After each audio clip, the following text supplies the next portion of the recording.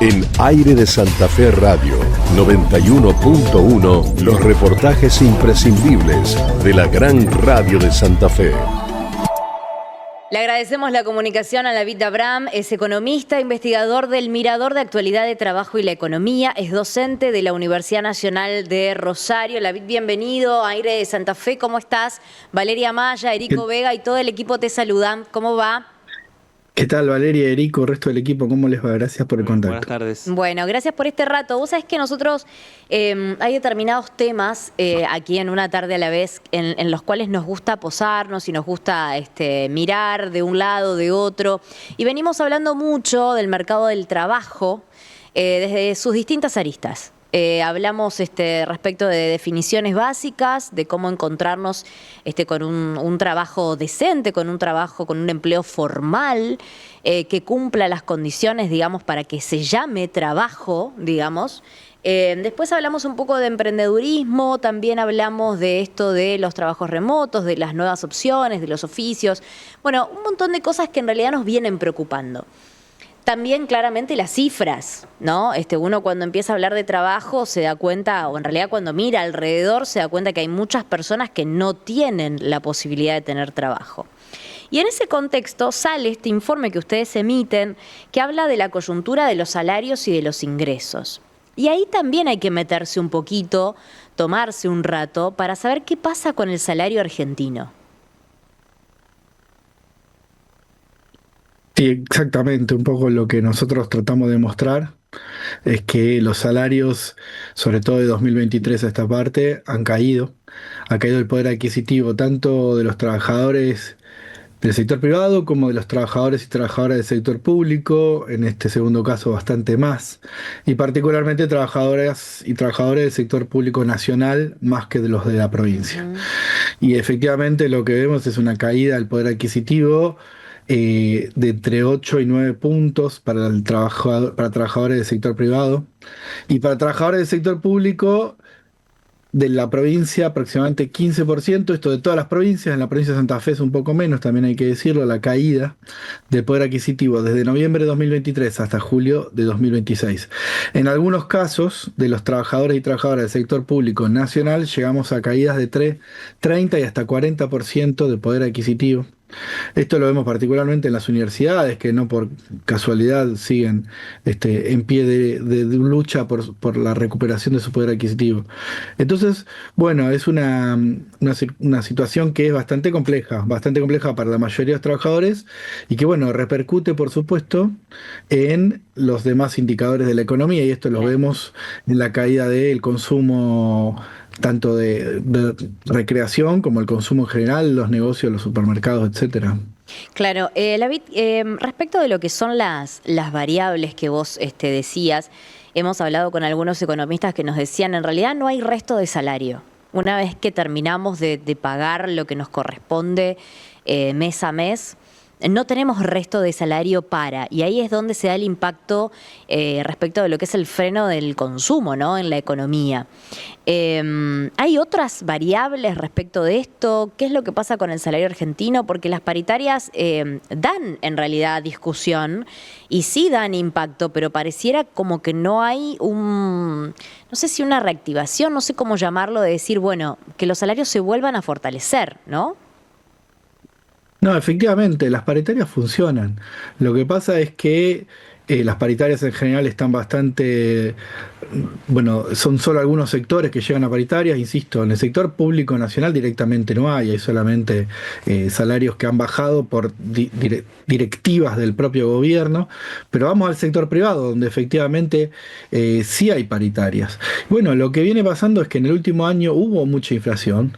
Pensemos que en el último año tuvimos una inflación de más o menos 33%, 32%, y que viene siendo ese número alrededor de entre 30 y 35% de un año a esta parte. Es un número muy alto de inflación, un número muy alto, más alto que, digamos, cualquiera de los años de los gobiernos kirchneristas, que los 2 primeros años del gobierno de Macri, que los 2 primeros años del gobierno de Frente de Todos. Entonces, esta inflación alta no tiene del otro lado, digamos, trabajadores con la capacidad de hacerle frente, o sí, pero en cierta medida. Entonces, encontramos nosotros Ahí vemos un gráfico de salario estatal que ustedes están mostrando. Para quienes no estén viendo, yo se los comento. Es un gráfico que muestra una caída muy importante del salario estatal al principio y que hace que el salario se haya mantenido entre 20 y 25% abajo en promedio desde que subió el gobierno. Luego una diferencia entre salarios provinciales y salarios de la nación en estatales. Pero lo que yo decía es, de un año, hubo varios momentos de este gobierno también. Una caída importante del salario al principio del gobierno, después de la decisión de la fuerte devaluación que toma este gobierno, apenas sube, hay una caída de los salarios. Hay una recuperación en el año 2024 y principios de 2025.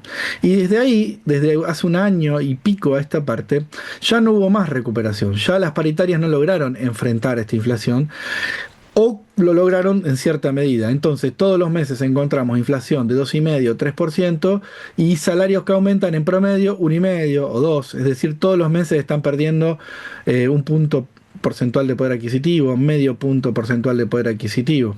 Y entonces, para responderte un poco a la inquisición inicial, cuando encontramos que el sueldo hoy por hoy está 10% abajo en términos de poder adquisitivo de lo que era 2023, uno dice, bueno, a lo mejor 10% de sueldo un mes te la podés arreglar. En el segundo mes que ya tu sueldo perdió ese 10%, ya se te complica. Cuando van 2 años y medio de que todos los meses te falta ese 10%, empieza a pasar esto que comentabas vos. Se paga al principio de mes los gastos fijos y después ya no alcanza prácticamente, o hay que empezar a endeudarse, que también es parte de otro fenómeno que estuvimos viendo en los últimos tiempos, que es la cantidad de hogares endeudados que hay en Argentina. Bueno, vos sabés que ahora estamos abriendo con la Home, el airedigital.com, que es nuestra página web, con un título de nuestro economista, de Facundo González, que vuelve a hablar de la inflación que está bajo la lupa, que el dato se conoce el jueves, ¿no? Sí, otra vez.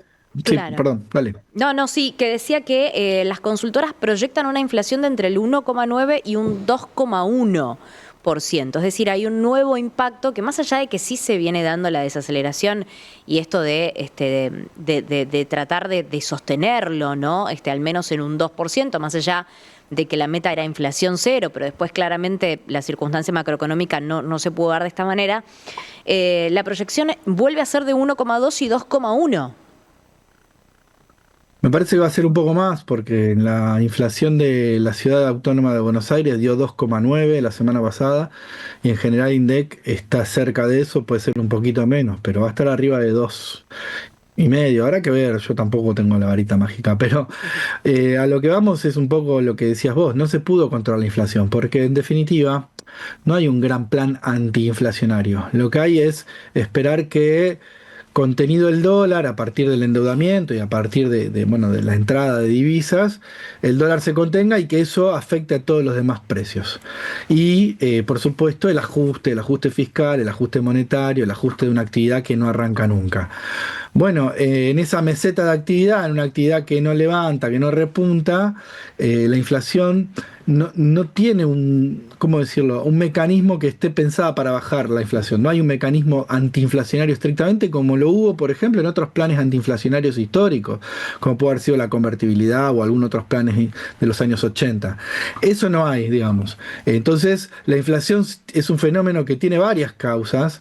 Alguno puede ser la moneda y alguno es el dólar, pero no alcanza con la moneda y el dólar, sino que efectivamente hay que pensar en un plan más profundo antiinflacionario que este gobierno ha desechado y ha como confiado en que solamente sosteniendo el dólar y la moneda, va a bajar la inflación casi.